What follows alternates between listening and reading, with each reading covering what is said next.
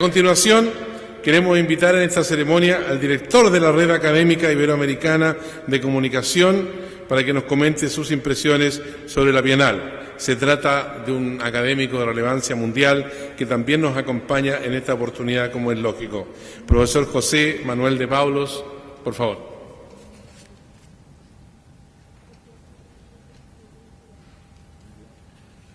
Buenos días. Primero que nada, quiero dar las gracias en nombre de la Red Académica Iberoamericana de la Comunicación por hacer posible que esta novena Bienal se celebre en Santiago de Chile. Son ya 18 años en la que la Bienal viene trabajando desde Colombia, El Salvador, México, Argentina y ahora llega a Chile y esperamos que tener muchos años para seguir por muchos lugares haciendo red. Uno de los empeños de esta red es conseguir que los programas de doctorado sean algo normalizado en la América Latina, cosa que todavía no se ha conseguido porque solamente hay 4, 5, tal vez 5 programas de doctorado. Tiene la Universidad de Chile, la futura facultad, todo el apoyo de la red y todo el apoyo de todos los doctores, miembros de la red, para en su día, si fuera necesario, colaborar en la medida que sea posible y de forma absolutamente desinteresada, basado en la solidaridad académica, para impulsar, para hacer posible que Chile se incorpore al pequeño núcleo latinoamericano de universidades públicas donde hay programas de comunicación, programas para ser doctores. Y dicho esto, agradeciendo la presencia de todos ustedes en esta sala tan hermosa y tan histórica como nos han recordado, yo me hago una pregunta. ¿Venir a Chile y pronunciar un discurso? ¿Acaso lo primero que se debe hacer en Santiago no es guardar un minuto de silencio? Sí, todas las democracias del mundo deben al menos un minuto de silencio a Chile. Un minuto para dedicarlo a la reflexión por los compañeros inocentes pisoteados por el fascismo. Un tiempo de silencio para el respeto por el alto ejemplo de dedicación y sacrificio que dieron al mundo civilizado aquellas personas cuyo olvido es imposible. Salvador, Víctor, Carlos, Joaquín, Litré, Cecilia Tamara, Marta Lidia, Raúl José Miguel, Orlando y tantos otros miles de mujeres y de hombres, mapuches entre ellos, de edades muy variadas, del campo, de la mar y de la ciudad, de la fábrica, la oficina y de la universidad, de cuando el mundo entero conoció el sentido más completo de la palabra missing, lamentablemente válida todavía hoy, de cuando Chile cambió su CH por una doble S. Ninguna mente lúcida, cultivada en el amor a la justicia, deja morir aquel Chile. De modo que Chile, aquel Chile de emociones plenas y solidaridad grande y madura, sigue en lo más profundo de los corazones de tantas personas de mente abierta. Hablo de los librepensadores del momento, personas que se ilusionan todavía hoy por la teoría de los derechos civiles y la justicia social, personas con ojos conscientes que saben ver que los pobres no los produce la naturaleza, sino las leyes económicas. La miseria no crece de los árboles ni llueve de las nubes. La miseria brota y se extiende al paso de las estrategias financieras para acumular capital, acumular riqueza. La miseria es producida por decisiones de la mala inteligencia, por decisiones de rufianes formados en el máster de las grandes universidades privadas.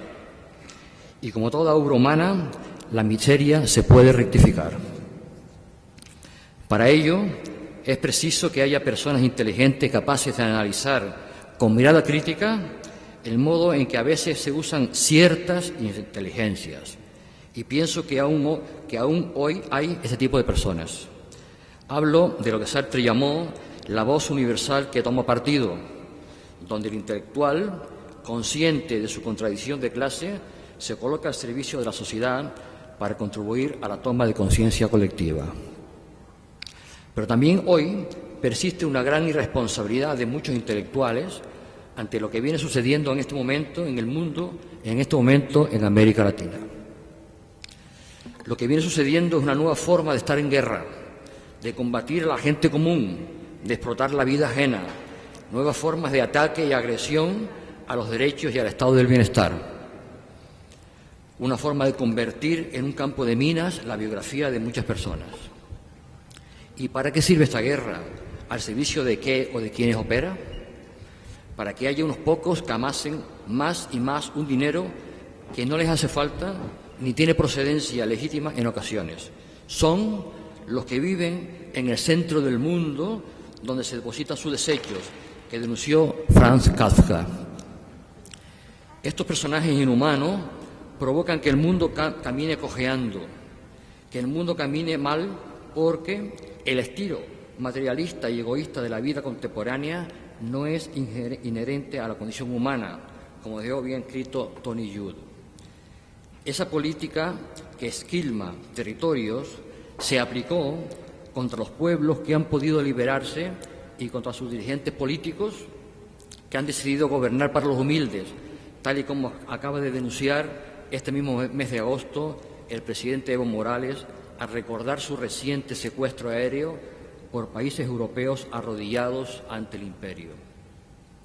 Este escenario de rendiciones y violencia, material y simbólica, es el marco en el que trabajamos todos los que estamos aquí.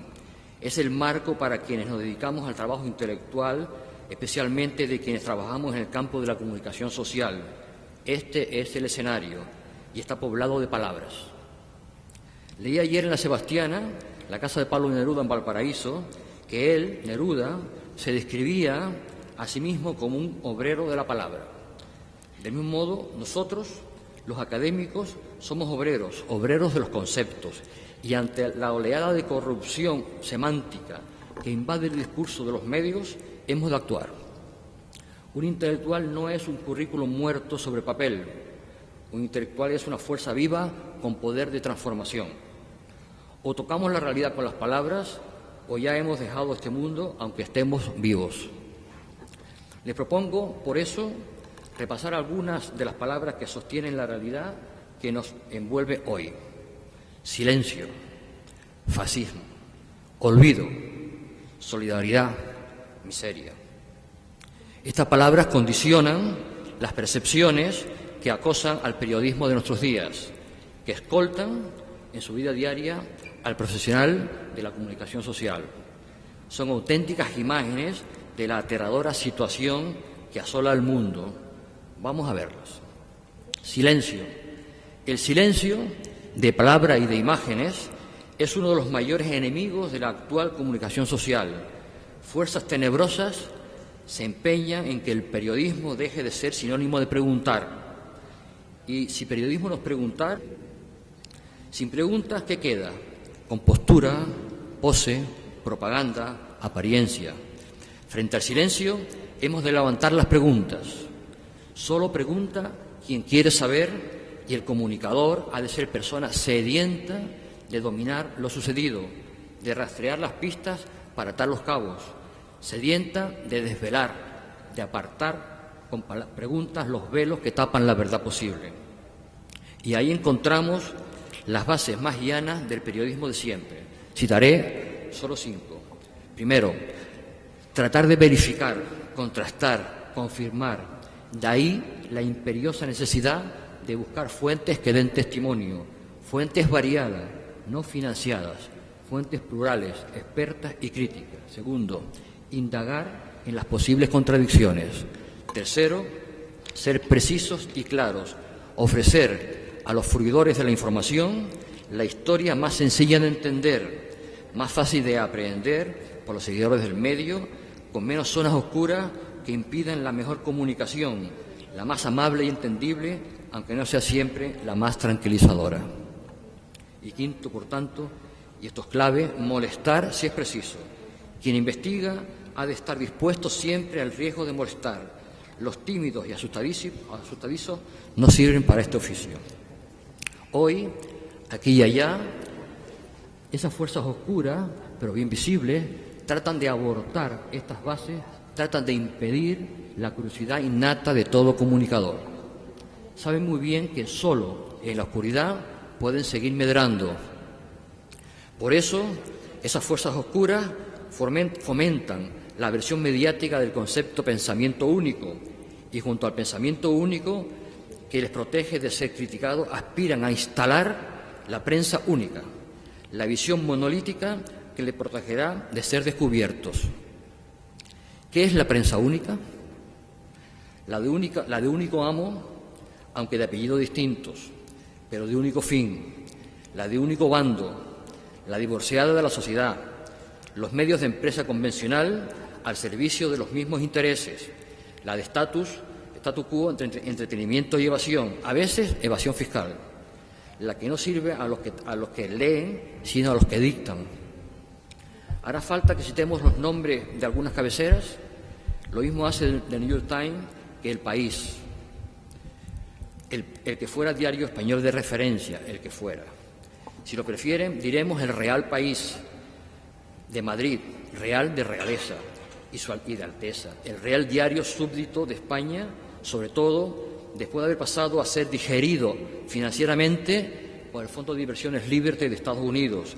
Era la última evidencia que faltaba para poder entender sus campañas de prensa contra todo lo que en América Latina, de norte a sur, de este a oeste, suena a liberación. Un diario esclavo de sus amos no puede apreciar el deseo de liberación de ningún pueblo. De suceder hoy, aquí, el golpe fascista de hace 40 años, a nadie le podría extrañar que el asalto fuera apoyado desde la calle Miguel Yuste, donde está situada la dirección del periódico El País. Ya apoyó otros golpes no hace mucho tiempo, siempre en línea con esa guerra contra todo lo que en este continente fraterno moleste al coloso consumista del norte, a quien sirve de forma modélica.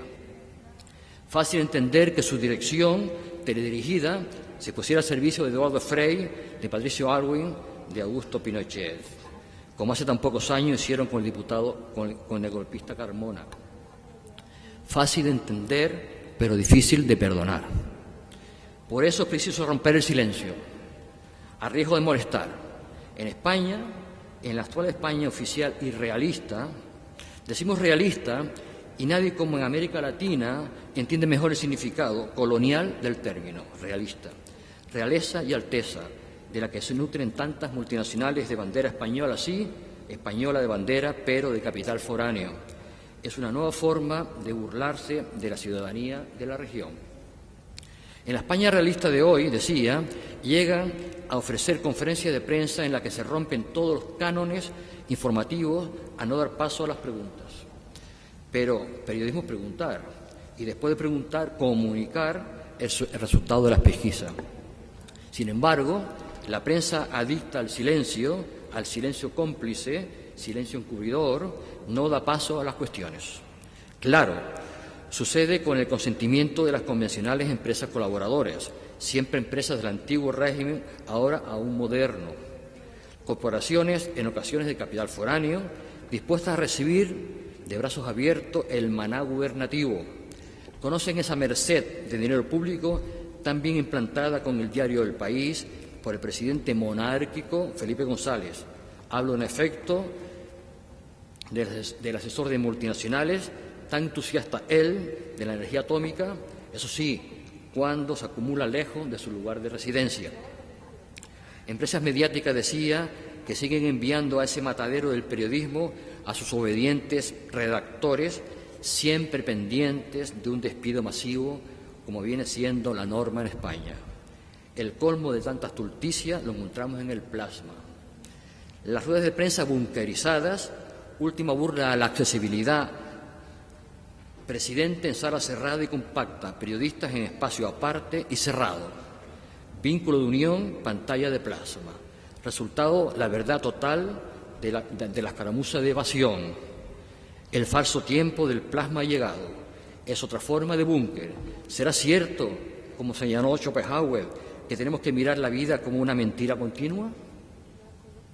En ese brete, los periodistas se ven obligados a escuchar el discurso escrito por los amanuenses. Los escribas fabrican el discurso, el plasma lo reproduce, los periodistas lo copian el pueblo lo digiere, objetivo cumplido. Alegría y satisfacción en el búnker, la sociedad sigue sin conocer nada importante. Pero hay, qué lástima, a veces la mecánica informativa del dictado sufre deslices. El discurso de fábrica, compuesto por los escribas, lleva acotaciones de uso interno con una marca para que el actor se acuerde de cambiar la entonación. La marca reza fin de la cita. Y el más mentecato de los políticos, llevado por la complacencia de su agilidad en la lectura, no deja de pronunciar fin de la cita. Lo dice con entusiasmo, con firmeza, lo repite cada vez que aparezca marcado subrayado fin de la cita. La audiencia ríe y el insigne orador alcanza en segundo el éxito mundial de ser protagonista de un trending topic. Acaba de suceder en España. Cuánta insolvencia y cuánta ofensa a la ciudadanía. Circo también, pero estafa sin duda.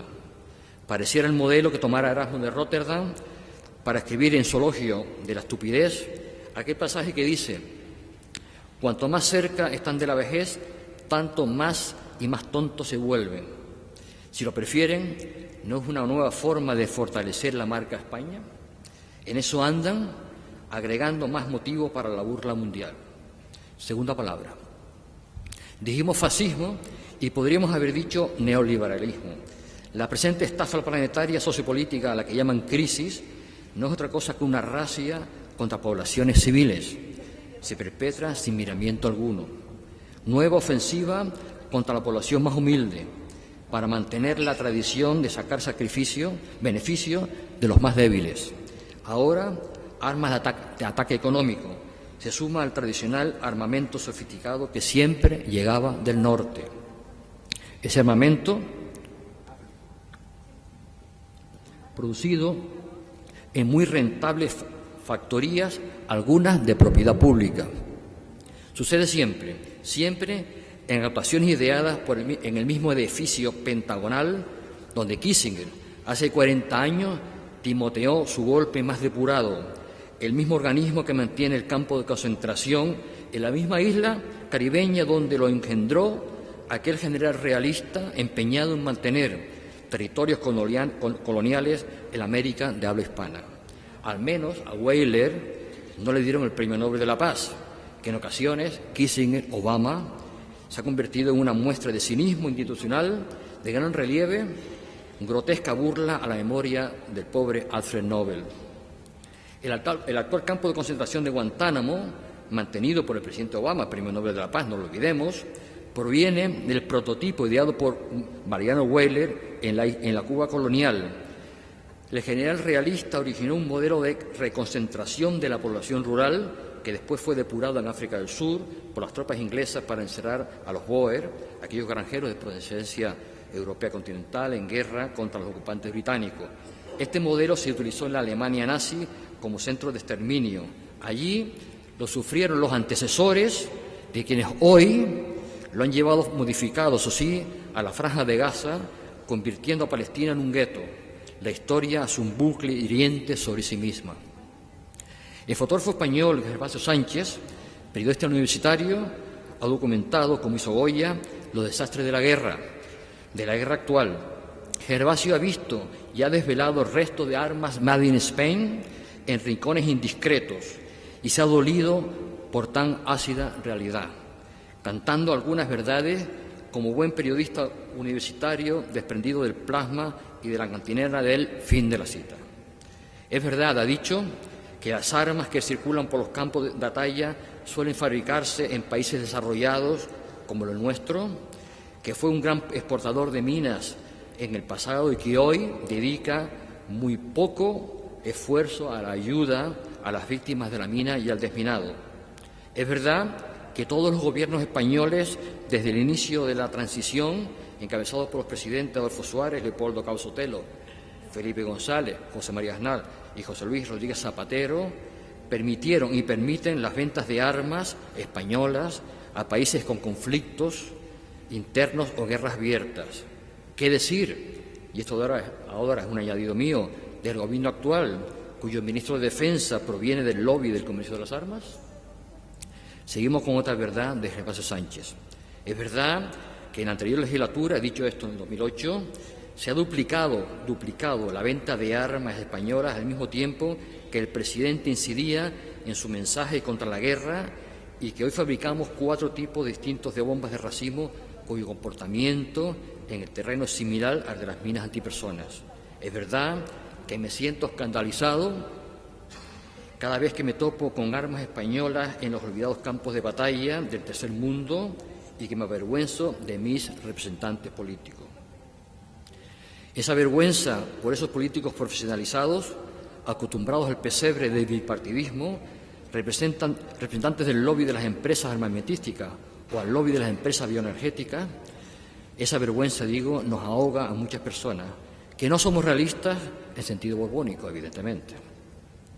La verdad es de Gervasio Sánchez, tan alejada del tiempo del silencio forzado y tan crítica con tantas actitudes fascistas, tienen algo de universal. Son verdades lamentablemente muy actuales, porque hemos sido testigos de las grandes mentiras euro-norteamericanas que llevaron a destruir un país, Irak, por razones no confesadas ante los periodistas, no expuestas a la opinión pública. Y después fue Irak, Afganistán y también ahora en el corazón de África. Y siempre repitiendo la misma dinámica, combatir con peregrinos argumentos bélicos a quienes 3 minutos antes eran protegidos aliados del coloso consumista. Y la prensa única prestando servicio fiel al teatrillo. Cuando se hace una referencia a los Estados Unidos, tampoco se ha de olvidar que ahí hay una población civil indispuesta con sus grupos de presión. Los mismos ciudadanos en activo que nunca se cansaron de denunciar la invasión de Vietnam y hace poco denunciaron a Wall Street. Aunque pasen los años, la historia sigue siendo la misma, marcada por las mismas palabras: verdad ansiada, memoria imborrable, solidaridad humana frente a cinismo, fascismo y miseria que crean dolor difícil de reparar. Ahora que nos hemos dado cita en Santiago, 40 años después de aquel holocausto, no iba a ser posible que nos limitáramos a hablar de las formas de titular la noticia o de analizar la agenda setting, porque caer en el olvido es darle el triunfo final a los partidarios del cinismo, del fascismo establecido y enmascarado y de la miseria impuesta. Vamos a creer lo mismo que aquel paisano universal que fue don Benito Pérez Galdós, cuando dejó escrito un pensamiento muy clarividente: así como de la noche sale el claro día de la opresión nace la libertad. La opresión ya está ejercida, nos queda por delante dar el paso de la libertad. Y que sea muy temprano, y que sea más temprano que nunca, porque mientras permanezca la situación actual, como asegura Julián Casanova, nos estamos alejando de forma acelerada de la democratización de la sociedad y se ha abierto, por el contrario, un proceso de consolidación de estructuras antidemocráticas del poder. Aquí hay una crisis económica profunda, de largo alcance, pero lo que también está en juego es la conservación y desarrollo de la democracia.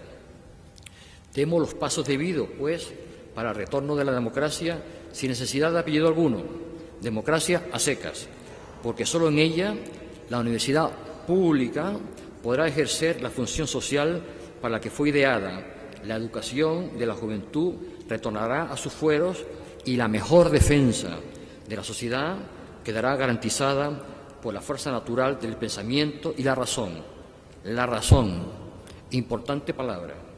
El hombre inolvidable que murió en La Moneda el 11 de septiembre de 1973 nos dijo en su última locución, un rato antes de morir, que la historia es nuestra y la hacen los pueblos, y que su muerte, allí forzada, quedaría para la ignominia de los que intentan hacer la historia con la fuerza en lugar de la razón.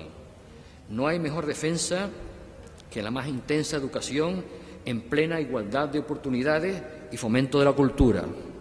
Educación, para que no sea fácil someter a los pueblos por el miedo.